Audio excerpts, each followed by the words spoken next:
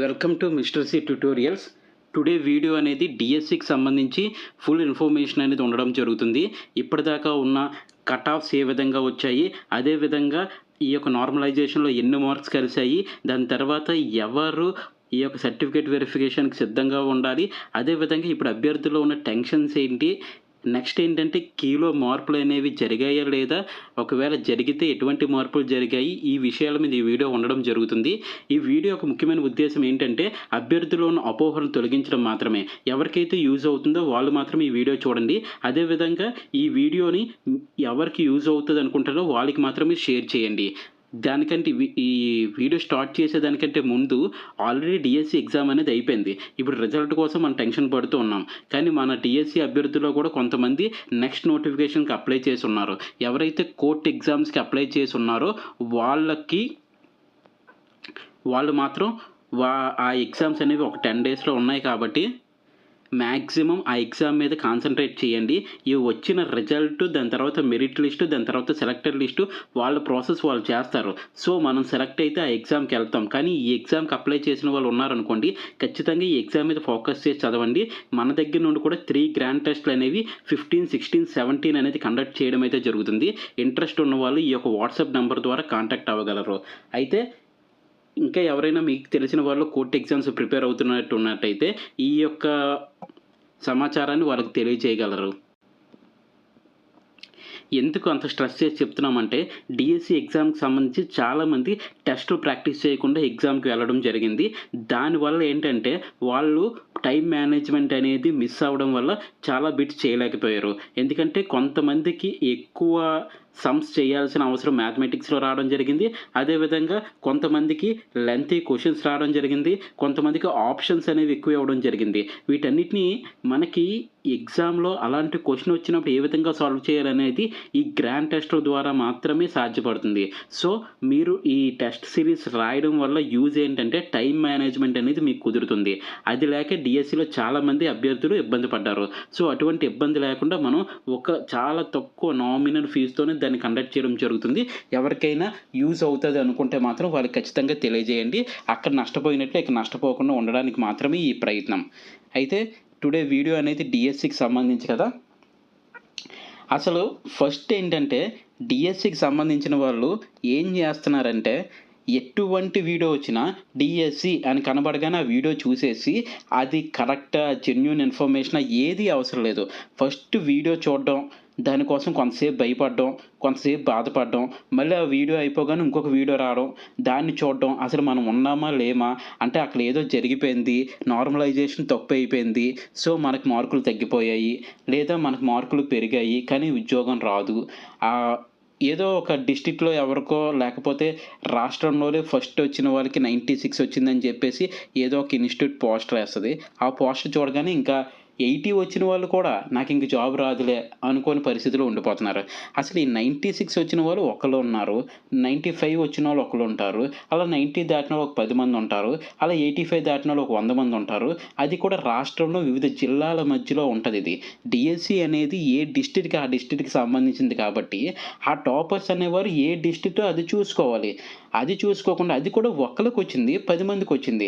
మీరు అదే మార్కులు చూసి కట్ ఆఫ్స్ అనేవి 90+ ఉంటాయి, 85+ ఉంటాయి, 80 దాటిన వాళ్ళకే జాబ్ వస్తుంది, ఇవన్నీ కూడా ఒక రకమైన అపోహలో ఉండిపోతున్నారు.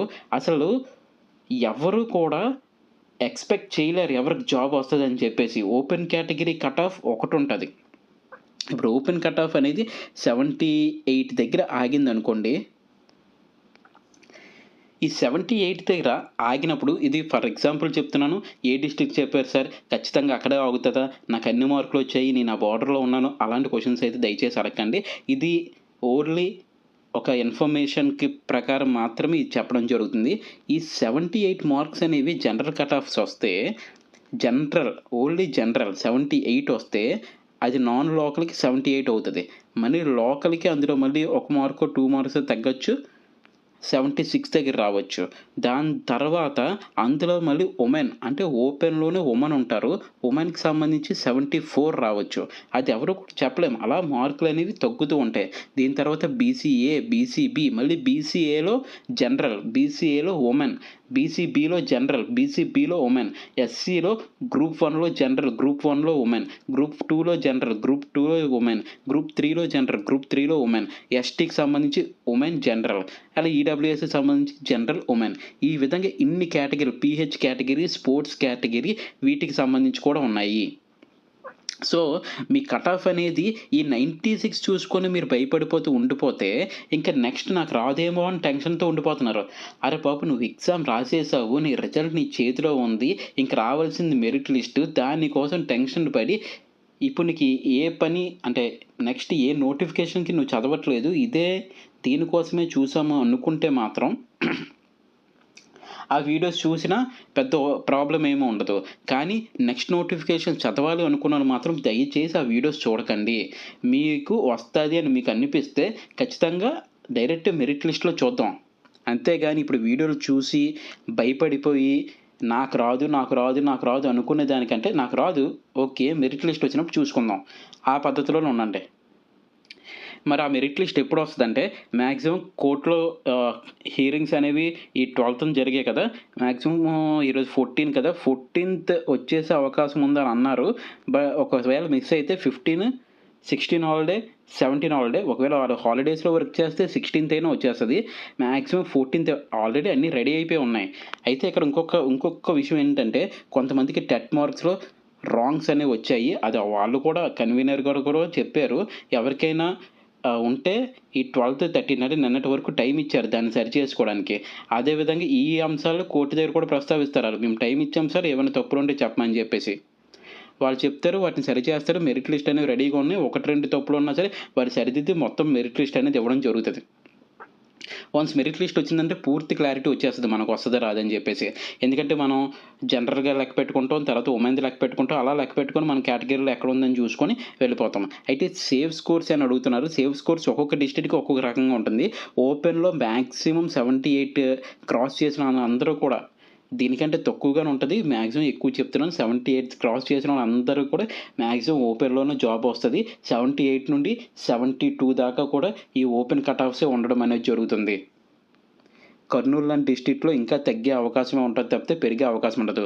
కర్నూలులో ఏంటంటే నాన్ లోకల్ క్యాండిడేట్స్‌కి అనేది ఎక్కువగా నాన్ లోకల్ క్యాండిడేట్ 20%లో ఉంటారు కాబట్టి వాళ్ళ కట్ ఆఫ్ అనేది అరౌండ్ 80 దగ్గరికి 78, 80 దానికి నాన్ లోకల్ అయినా సరే ఆ 78, 80 దగ్గరికే ఉంటది ఆ కట్ ఆఫ్స్ కూడాను.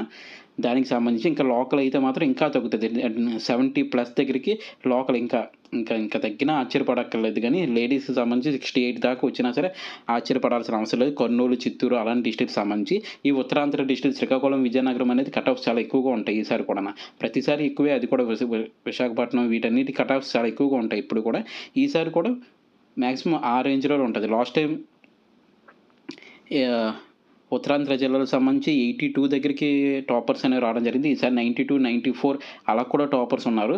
సో, దాన్ని బేస్ చేసుకొని చూస్తే ఈ ఉత్తరాంధ్ర జిల్లాకు సంబంధించి 80+ వచ్చిన వాళ్ళైతే ప్రెజెంట్ 78+, 80+ వచ్చిన వాళ్ళైతే సేఫ్‌గా ఓపెన్ కేటగిరీలో ఉంటారు. ఇంకా పైన ఉన్న వాళ్ళకి రిజర్వేషన్ కేటగిరీలో చూసుకోవాలి. అది ఎంత అనేది ఇంకా చూడాల్సిన అవసరం అయితే ఉంటుంది. సో, కట్ ఆఫ్స్‌కి సంబంధించి ఇంకా చిత్తూరు, కర్నూలు గురించి చెప్పాం కదా! ఇంకా అనంతపురం, ప్రకాశం ఈ డిస్ట్రిక్ట్‌కి సంబంధించి చూసినట్టయితే ఈస్ట్ గోదావరి, వెస్ట్ గోదావరి కూడా మాక్సిమమ్ 78+ఏ. ఎందుకంటే అది ఆ మార్క్ చెప్తున్నాము. దానికి ఉండే ప్రాబబిలిటీ అనేది తక్కువ మంది ఉంటారు. ఇప్పుడు ఈ 60s ఎప్పుడైతే స్టార్ట్ అవుతాయో 60s నుండి 70 మధ్యలో ఉన్నవాళ్ళు మొత్తం చదివిన వాళ్ళందరూ కూడా ఈ 60, 70 మధ్యలోనే ఉండిపోతారు. ఎక్కువ కట్ ఆఫ్స్ అనేవి 60, 70 మధ్యలో కొట్టుమిట్టాడుతుంటది. అయితే డీఎస్సీకి సంబంధించి కూడా ఈ పాయింట్ తర్వాత 5 బ్లాంక్స్ ఇవ్వడం జరిగింది. అంటే 5 పాయింట్లు. ఇప్పుడు 68 మార్క్స్ వచ్చాయనుకోండి, లేదా 64 మార్క్స్ వచ్చాయనుకోండి, వాళ్ళకేంటంటే 68.68, 5 డెసిబెల్స్ దాకా ఇవ్వడం జరిగింది. అంటే ఎందుకు అంతవరకు ఇచ్చారంటే మాక్సిమం ఒకే రకమైన మార్క్స్ రాకుండా చూడడం కోసమే ఆ డెసిబెల్స్ దాకా ఇచ్చారు. ఎందుకంటే ఒకే రకమైన మార్క్స్ వస్తే మళ్ళీ ఏజ్ బట్టి ఇవ్వాల్సొస్తది. సో, అక్కడ ప్రాబ్లమ్ అవుతుందని జెప్పేసి 5 డెసిబెల్స్ దాకా తీసుకున్నారు. సో, ఇది మంచి విషయమే. బట్ పాయింట్స్‌లో ఎవరైతే మిస్ అవుతారో వాళ్ళ బాధైతే వర్ణనాతీతం. ఎందుకంటే మామూలుగా జాబ్ పోయినా పర్లేదు గానీ, అలా పాయింట్స్‌లో పోతే మాత్రం దాన్ని మనం ఎవ్వరం కూడా బేర్ చేయలేము. అలా పాయింట్స్‌లో పోయినప్పుడే అర్థమవుతది టెస్ట్ సీరీస్ యొక్క వాల్యూ ఎలాగుంటదని జెప్పేసి. ఎందుకంటే, మనం ఒక్క బిట్ ఆ రోజు రైట్ పెట్టుంటే, మనకు తెలిసిన బిట్టే తప్పు పెడతాం. ఎందుకంటే, ఆ టైమ్ టెన్షన్‌లో. సో, మనం టెస్ట్‌లు ప్రాక్టీస్ చేసి ఉండుంటే, ఆ రోజు అంత టెన్షన్ మనం తీసుకోలేకపోవచ్చు. అందుకని ఈ టెస్ట్ సీరీస్ అనేది అంత ఇంపార్టెంట్ రోల్ ప్లే చేస్తూ ఉంటుంది. దీనికి అర్థమైంది కదా! దీని తర్వాతేంటంటే ఆహ్ ఏ షిఫ్ట్‌లో ఎన్ని మార్కులు పెరిగాయని అడుగుతున్నారు. మాక్సిమం షిఫ్ట్‌లన్నిట్లో కూడా పెరిగాయి. ఒక 2 షిఫ్ట్‌లు ఏ షిఫ్ట్‌లు 17థ్ మార్నింగ్ షిఫ్ట్‌లకి 0.5 అంటే చాలా తక్కువ నార్మలైజేషన్‌లో కలవడం అనేది జరిగింది. 0.5-1 మార్క్ దాకా కలిసింది 17థ్ మార్నింగ్‌కి సంబంధించి. తర్వాత మళ్ళీ జూలై 1 ఉంటది కదా! జూలై 1 మార్నింగ్ కూడా మాక్సిమం అంతే. 1 మార్క్ దాకానే కలవడం జరిగింది. మళ్ళీ నెక్స్ట్ ఇంకా 1 మార్క్ ఎక్కడంటే 19థ్ ఆఫ్టర్‌నూన్ కూడా మాక్సిమం 1 మార్కే 0.5-1 మార్క్సే కలవడం జరిగింది. 17థ్ మార్నింగ్ గాని, జూలై 1 మార్నింగ్ షిఫ్ట్ 19థ్ ఆఫ్టర్‌నూన్ ఈ మార్క్స్ అయితే కలవడం జరిగాయి. ఎక్కువ మార్కులు ఎక్కడ కలిసాయంటే, ఎక్కువ మార్క్స్ అంటే జూలై 1లోనే ఆఫ్టర్‌నూన్ సెక్షన్ ఉంటది కదా! అక్కడ కలిసాయి. 4.4-5 మార్క్స్ దాకా కలిసాయి అక్కడ. నెక్స్ట్ 13థ్ కూడా 4-5 మార్క్స్ 4-4.5 మార్క్స్ దాకా కలిసాయి. అదే విధంగా మిగతా వాటికి కూడా 18థ్ మార్నింగ్ కూడా 4-4.5 కలిసాయి. నెక్స్ట్ చూసినట్టయితే జూలై 2కి సంబంధించి ఒక 2-3 మార్క్స్ కలిసాయి. మార్నింగ్ సెక్షన్, ఆఫ్టర్‌నూన్ సెక్షన్ కూడా. ఓవరాల్‌గా చూస్తే జూలై 1 మార్నింగ్ సెక్షన్‌కి ఎక్కువ మార్కులు కలిసాయి. తర్వాత 13థ్ కలిసాయి. తక్కువ మార్కులైతే మాత్రం 18 ఆఫ్టర్‌నూన్ సెక్షన్‌కి సంబంధించి, 17 మార్నింగ్ సెక్షన్‌కి సంబంధించి, జూలై 1 మార్నింగ్ సంబంధించి వీటిలో ఆ మార్క్స్ అనేవి కలవడం జరిగింది ఈ నార్మలైజేషన్ ప్రక్రియలో. నార్మలైజేషన్ సైంటిఫిక్‌గా ప్రూవ్ అయిందా అంటే మాక్సిమం ఆర్ఆర్‌బీకి సంబంధించి అన్ని ఎగ్జామ్స్ కూడా సేమ్ ఇదే ఫార్ములాలు ఫాలో అవ్వడం జరుగుతుంది. అక్కడ కోర్ట్‌కి వెళ్లారు. ఇదంతా కూడా సక్రమంగానే జరుగుతుందని కోర్ట్ కూడా ఇవ్వడం జరిగింది. సో, నార్మలైజేషన్ అనడానికి కూడా ఏమీ లేదు. మనమే ఫస్ట్ ఒక డిస్ట్రిక్ట్ ఒక పేపర్ కోసం అడిగాము. బట్ చాలామంది బయటికి రాకపోవడం వల్ల అది సాధ్యపడలేదు. ఎలాంటి ప్రాబ్లమ్స్ వస్తాయని అప్పుడు అవి అడగడం అనేది జరిగింది. బట్ అయిపోయిందేదో అయిపోయింది గానీ, ఈసారి నార్మలైజేషన్ అయితే ఈ విధంగా జరిగింది. కలిసిన వాళ్ళకి కలిసాయి. కొంతమందికైతే తగ్గాయి. కొంతమంది క్వెషన్స్ రాంగ్ చూసుకున్నారో, లేకపోతే కీ చూసుకోవడం తప్పో తెలీదు గానీ, కొంతమందికి మార్కులు తగ్గాయి అన్నారు. అది ఎంతవరకు కరెక్ట్ అనేది ఒక ఇద్దరు, ముగ్గురు దగ్గర చూసి నాకు తెలిసిన వాళ్ళలోనే మన స్టూడెంట్స్‌లోనే ఒక 10 మెంబర్స్ దగ్గరికి మార్క్స్ అనేవి ఒకటనుకుంటే ఒక మార్క్స్ వచ్చాయి. అది వాళ్ళు చూడటంలో తప్పా? లేకపోతే ఈ కీలో రాంగ్స్ అనేవి తీయడం వల్ల ఆ మార్క్స్ వచ్చాయి అనేది ఇంకా అర్థం కాలేదు. సో, వాళ్ళైతే మాత్రం కన్వీనర్ గారిని కలవడానికైతే వెళ్లారు. బట్ ఏమవుతదో చూడాలి. అంటే ఈ ఫైనల్ కీ మీద అబ్జెక్షన్స్ ఆల్రెడీ రైజ్ చేశారు. ఫైనల్ కీలో అబ్జెక్షన్స్ రైజ్ చేసిన తర్వాత ఆ మార్క్స్ కూడా యాడ్ అవ్వలేదు అని చెప్పేసి చెప్తున్నారు. సో, ఈ నిన్నటితో 13తో అయిపోయింది కాబట్టి, ఈ రోజనేది వాటన్నిటిని యాడ్ చేసి మళ్ళీ మార్క్స్ అనేవి అప్డేట్ చేయడం అనేది జరుగుతుంది. సో, ఎవరైనా స్కోర్ కార్డ్స్ మళ్ళీ అప్డేట్ అయితే మాత్రం కిందన కామెంట్ చేయండి. ఇది ఇప్పటిదాకా టీఎస్‌కి సంబంధించి ఏ షిఫ్ట్‌లో ఎన్ని మార్కులు కలిసాయి, అసలు అంత ఆతృతగా ఎదురు చూసేస్తే మన మార్క్స్ మనకు తెలిసిపోయాయి. కానీ ఒకసారి మెరిట్ లిస్ట్ వస్తే మనం ఎక్కడున్నాం అనేది కూడా తెలిసిపోద్ది. అంతేగాని దానికోసం చాలామంది హౌస్ వైఫ్స్ ఉంటారు కదండీ! వాళ్ళు ఎగ్జామ్స్ రాసారు. వాళ్ళు బోర్డర్‌లో ఉన్న చాలామంది చాలా టెన్షన్‌గా ఫీల్ అయ్యి వాళ్ళకి ఈ హెల్త్ ఇష్యూస్ అనేవి తెచ్చేసుకుంటున్నారు దీనివల్ల. అయిపోయిన దాన్ని ఎవరం కూడా మార్చలేం. దానికోసం ఈ హెల్త్ ఇష్యూస్ తెచ్చుకొని ఏం చేద్దామని అసలు? ఒక్కొక్కళ్ళు ఫోను చేస్తుంటే ఒక్కొక్కళ్ళు ఒక్కొక్క రకమైన స్టోరీ చెప్తున్నారు. సార్ మేము ఇలాగే అయిపోతున్నాం. మాది మేము ఎన్ని మార్కులు అనుకున్నాం. మా ఇందులో జాబ్ వస్తదనుకున్నాను కానీ ఇప్పుడు ఇన్ని తక్కువ మార్కులొచ్చాయి. బాబు మీకెన్ని మార్కులు వచ్చినా సరే చివరిదాకా కూడా మీ యొక్క హోప్‌ని వదులుకోకండి. ఎందుకు ఎప్పుడు ఎలాంటి మిరాకిల్ జరుగుతదని తెలీదు. ఇంకొక చాలా పెద్ద విషయం ఏంటంటే ఈ డీఎస్సీ ఎగ్జామ్‌లో ఎవరైతే డీఈడీ, బీఈడీ ఫైనల్ ఇయర్ చదువుతున్నారో వాళ్ళు కూడా అప్లై చేశారు. వాళ్ళకి టెట్ కూడా లేదు. వాళ్ళు కూడా అప్లై చేశారు. మనకు తెలిసిన వాళ్ళలోనే 5 మెంబర్స్‌కి 70+ మార్క్స్ వచ్చాయి. ఇలాగ అప్లై చేసిన వాళ్ళకి. సో, ఆ మార్క్స్ అనేవి మెరిట్ లిస్ట్‌లో చూసినా కానీ వాళ్ళకి టెట్ అనేది లేకపోవడం వల్ల అంటే 70+ అనేది దేనివల్ల వచ్చిందంటే వాళ్ళు రాంగ్ టెట్ మార్క్స్ పెట్టేసి చేశారు. కానీ ఆళ్ళు ఫైనల్ మార్క్స్‌లో డీఎస్సీకి సంబంధించి 61 వచ్చాయి. వాళ్ళు పెట్టడం కూడా తెలివిగా టెట్ మార్క్స్ అనేవి 8 మార్కులు, 10 మార్కులు ఇలా పెట్టడం అనేది జరిగింది. వాళ్ళకి 70+ మార్క్స్ వచ్చాయి. అలాంటి క్యాండిడేట్స్ కూడా పక్కకు వెళ్ళిపోతారు. అదే విధంగా కొంతమంది పేపర్ ఎలా ఉంటదని తెలుసుకోవడానికి ఫైనల్ ఇయర్ స్టూడెంట్స్ రాశారు. సో, వాళ్ళు కూడా సెలెక్ట్ అవ్వరు. అదే విధంగా ఎస్‌సీటీ రాశారు, ఎస్ఏ కూడా రాశారు. వాళ్ళకి సంబంధించి ఎస్ఏ వస్తే స్కూల్ అసిస్టెంట్లు వస్తే దానికి వెళ్ళిపోతారు. అయితే కొంతమంది స్కూల్ అసిస్టెంట్ ఏ విధంగా ఆలోచిస్తారంటే దూరంగా వెళ్ళే బదులు ఇక్కడ ఎస్‌టీసీ చేసుకోవడం బెటర్ అని కొంతమంది ఆలోచిస్తున్నారు. సో, వాళ్ళు ఎస్‌సీటీలో ఉండిపోయే అవకాశం ఉంది. అప్పుడు ఎస్ఏ వాళ్ళకి అక్కడ అవకాశం వస్తది. దాని తర్వాత కొంతమందికి పీజీటీ, టీజీటీలు కూడా వస్తున్నాయి. వాళ్ళు ఎస్ఏ కాకుండా వాటికి వెళ్ళే అవకాశం ఉంది. సో, ఎస్ఏలనేవి ఖాళీ అవుతాయి. ఎవరు ఏ పోస్ట్‌కి ఎళ్తారనే దాన్ని బట్టి కూడా నెక్స్ట్ క్యాండిడేట్‌కి అవకాశం అనేది ఉంటుంది. సో, మనం మెరిట్ లిస్ట్ చూసి ఈ 200 మెంబర్స్ ఓపెన్ కేటగిరీ కదా! ఇక్కడితో నాది అయిపోయింది. నాకు ఇంక రాదులే అనుకోకుండా వాళ్ళు మధ్యలో వెళ్ళిపోవచ్చు. లేదా వాళ్ళ దగ్గర సర్టిఫికేట్స్ ఉండకపోవచ్చు. వాళ్ళ సర్టిఫికేట్స్‌లో రాంగ్ మార్క్స్ అవ్వచ్చు. లేదా వాళ్ళు క్యాస్ట్ అనేది రాంగ్‌గా పెట్టొచ్చు. లేకపోతే వాళ్ళ దగ్గర సర్టిఫికేట్ ఎక్స్‌పైరీ అయిపోయిన సర్టిఫికేట్ పట్టుకొని వెళ్ళొచ్చు. ఇలాంటి చాలా చాలా విషయాలు దాని మీద డిపెండ్ అవుతూ ఉంటాయండి.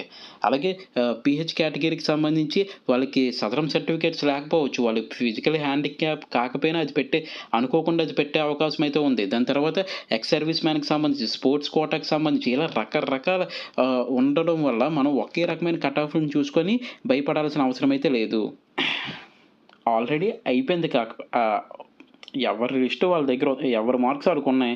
ఈరోజో రేపో మెరిట్ లిస్ట్ వచ్చేస్తుంది. మెరిట్ లిస్ట్ వచ్చిన తర్వాత కూడా మనం కొంతవరకు అంచనా వేయగలం గానీ పూర్తిగా చేయలేం. ఎప్పటిదాకా అంటే ఈ యొక్క రిక్రూట్‌మెంట్ క్లోజ్ అయ్యేదాకా కూడా అవకాశం అనేది ఉంటుంది బోర్డర్‌లో ఉన్న వాళ్ళకి. ఈరోజు నైట్ మెసేజ్ వచ్చి రేపు మార్నింగ్ వెరిఫికేషన్ రమ్మని రోజులు కూడా ఉన్నాయి. ఈ యొక్క గవర్నమెంట్ ఎగ్జామ్స్‌లో.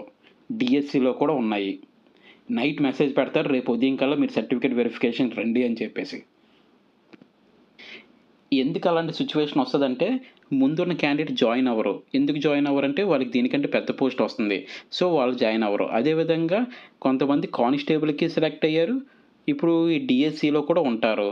సో, వాళ్ళు కానిస్టేబుల్‌కి వెళ్తారా? డీఎస్సీకి వెళ్తారా? ఒకవేళ వాళ్ళు డీఎస్సీకి వచ్చినట్టయితే కానిస్టేబుల్‌లో ఒకళ్ళిద్దరికి అవకాశం అనేది వస్తది.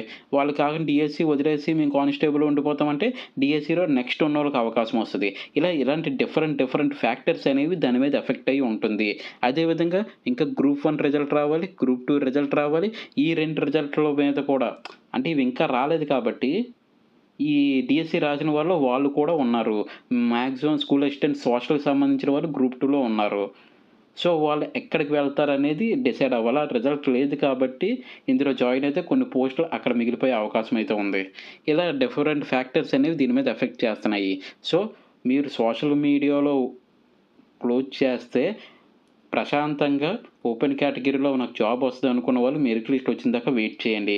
బోర్డర్‌లో ఉన్నవాళ్ళు వీడియోస్ చూస్తూ భయపడొద్దు. వీడియో చూడండి.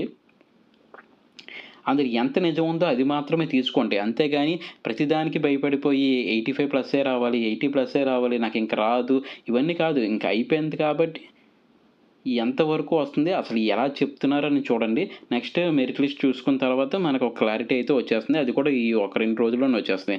ఇది డీఎస్సీకి సంబంధించి ఎవరికైతే మంచి మార్కులు వచ్చాయో వాళ్ళందరూ కూడా సర్టిఫికేట్ వెరిఫికేషన్ సంబంధించి ప్రతి సర్టిఫికేట్ కూడా మీ దగ్గర పెట్టుకోండి. ముఖ్యంగా స్టడీ సర్టిఫికేట్స్ అనేవి స్కూల్స్ అనేవి మెర్జ్ అయిపోవడము, స్కూల్స్ అనేవి మీరు చదివిన స్కూల్‌కి మీరు దూరంగా ఉండవచ్చు. ఇలాంటి పరిస్థితులు వస్తాయి కాబట్టి 4th-10th స్టడీ సర్టిఫికేట్స్ అవసరం కాబట్టి ఖచ్చితంగా ఆ స్టడీ సర్టిఫికేట్స్ తీసుకోండి. అదే విధంగా స్టడీ సర్టిఫికేట్స్ లేకపోయినట్లయితే రెసిడెన్స్ సర్టిఫికేట్ అనేది ఉంటది. ఎంఆర్ఓ ఆఫీస్‌లో ఇవ్వడం జరుగుతది. ఆ సర్టిఫికేట్‌ని కూడా మీరు అరేంజ్ చేసుకోండి. అదే విధంగా మీరు ఎక్కడైనా జాబ్ చేస్తూ మీ సర్టిఫికేట్స్ అక్కడ ఉంటే ఆ సర్టిఫికేట్స్ తీసుకోవడానికి ఇప్పటి నుండే ట్రై చేయండి. ఎందుకంటే ఇంకా చాలా స్పీడ్‌గా వర్కౌట్ అయిపోతది. ఇదంతా కూడా ఒక 10 డేస్‌లోనే మాక్సిమం సర్టిఫికేట్ వెరిఫికేషన్ అనేది స్టార్ట్ చేసేస్తారు కాబట్టి అప్పటికప్పుడు పరిగెట్టలేరు కాబట్టి ఇవన్నీ కూడా రెడీ పెట్టుకోండి. క్యాస్ట్ సర్టిఫికేటు దాని తర్వాత ఏదైతే అవసరమవుతదో దానికి సంబంధించి ఎస్సీ సర్టిఫికేట్‌కి సంబంధించి కానీ, ఎస్టీ సర్టిఫికేట్‌కి సంబంధించి కానీ, పీసీకి సంబంధించి, ఈడబ్ల్యూఎస్‌కి సంబంధించి ఇలా అన్ని సర్టిఫికేట్స్ కూడా సిద్ధంగా ఉంచుకున్నట్టయితే వాళ్ళు పిలవగానే వెళ్ళడానికైతే అవకాశం అయితే ఉంటుంది. ఎవరికైతే వస్తదని అనుకుంటున్నారో బోర్డర్‌లో ఉన్నోళ్ళు కూడా రెడీగా పెట్టుకొని ఉండండి. మీకు చెప్తున్నాను కదా! మీకు ఎక్కువ టైం ఇవ్వరు. రాత్రి ఫోన్ చేసి ఉదయానికి వచ్చి సర్టిఫికేట్ వెరిఫికేషన్ చేసుకోమంటారు. అప్పుడు ఎక్కడికి పరిగెడతారు? పరిగెట్టలేరు కదా! ముందుగానే సర్టిఫికేట్స్ అన్ని రెడీగా పెట్టుకుంటే పిలిస్తే వెళ్తాం. లేకపోతే లేదు. బోర్డర్‌లో ఉన్న వాళ్ళ పరిస్థితి అయితే ఆ విధంగానే ఉంది. 1, 2 మార్కులు కూడా కాదు. పాయింట్ నాట్ మార్కులో కూడా జాబ్ అనేది ఈ విధంగానే డిసైడ్ అవుతది. వాళ్ళు కూడా సిద్ధంగా ఉండాల్సిందే. ఇన్ని అంశాలనేవి ఇందులో ఇంక్లూడ్ అయ్యి ఉన్నాయి. అందుకని డీఎస్సీ మీద మాక్సిమం ఇప్పటిదాకా వీడియో అయితే చేయలేదు. ఎందుకు చేయలేదు అని అడుగుతా. సరే వీడియో చేయండి డీఎస్సీ మీద అని అలా మెసేజ్ చేస్తున్నారు. దానికి సంబంధించి ఈ వీడియో అనేది చేయడం జరిగింది. ఈ వీడియో యొక్క ఉద్దేశ్యం ఏంటంటే, ముందు భయపడడం ఆపేసేయండి. మెరిట్ లిస్ట్ వచ్చిన తర్వాత కూడా భయపడాల్సిన అవసరం లేదు. రిక్రూట్‌మెంట్ క్లోజ్ అయ్యేదాకా కూడా అవకాశం అనేది ఉంటుంది బోర్డర్‌లో ఉన్న వాళ్ళకి. అదే విధంగా ఈ వుమెన్ కేటగిరీ ఎవరైతే ఉన్నారో వాళ్ళకి కట్ ఆఫ్స్ దిగుతాయి. అదే విధంగా పీహెచ్ కేటగిరీకి సంబంధించి గానీ, ఈ స్పోర్ట్స్ కేటగిరీకి సంబంధించి గానీ, ఎక్స్ సర్వీస్ మ్యాన్‌కి సంబంధించి గానీ, ఇంకా కట్ ఆఫ్స్ అనేవి దిగుతూనే ఉంటాయి. వాటికి తర్వాత ఏంటంటే, ముందు స్కూల్ అసిస్టెంట్స్, పీజీటీ, టీజీటీ వీటి యొక్క వెరిఫికేషన్స్ కంప్లీట్ అయిపోతాయి.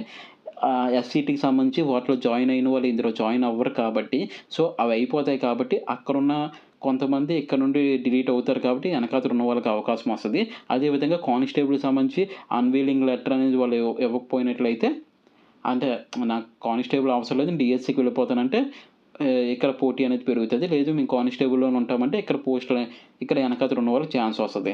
ఎలాగైనా సరే ఏదో ఒక నిరుద్యోగం అనేది లాభపడతారు. 2 వచ్చేస్తే 2 ఉంచుకుందామని మాత్రం ఎవరు ఆలోచించకండి. ఎందుకంటే ఇవి క్యారీ ఫార్వర్డ్ పోస్టులు అయి మళ్ళీ ఎప్పటికో వస్తది. మీ వెనకాతల ఉన్న వాళ్ళకి కూడా వచ్చే అవకాశం ఉంటది. మీరు ఏదో ఒకటి డిసైడ్ అయ్యి ఇందులో ఒక దాంట్లోకి రండి.